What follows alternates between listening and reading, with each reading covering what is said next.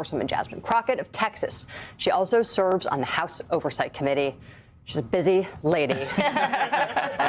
I want to hear about the stories that you heard when you were on the ground in Los Angeles for this hearing that we just teased, about the stories that immigrants, I imagine some who are not U.S. citizens and some who actually might be U.S. citizens, and what they had to tell you guys. Yeah, so first of all, we heard the story of a U.S. citizen who was on her way to work.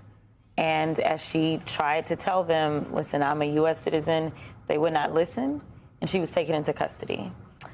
We also heard about just the conditions, the horrific conditions that human beings are being kept in, the unsanitary conditions. But here's the reality. We went to L.A. I've been to Chicago to hear stories about, how much force is being used when people are being detained. But, I can go right home. And I know the stories of my constituents. I know about a young lady who's only 21 years old and had consistently showed up to her appointments, and she was nabbed at one of those appointments. Her family said, make sure she's got her diabetic medication. They tried to give it to them.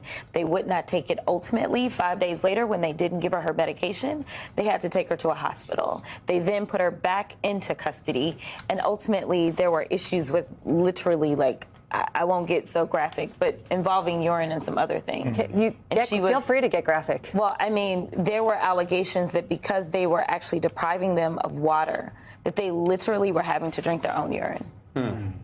This can't be America. But obviously, in Trump's America, this is exactly what he wants. And the idea that one person can get out of line and commit such a horrific crime as shooting two National Guardsmen that never, ever asked to be here. In fact, we know the young lady that lost her life, specifically, we're saying that this is a waste of time, but now you want to go against every single immigrant.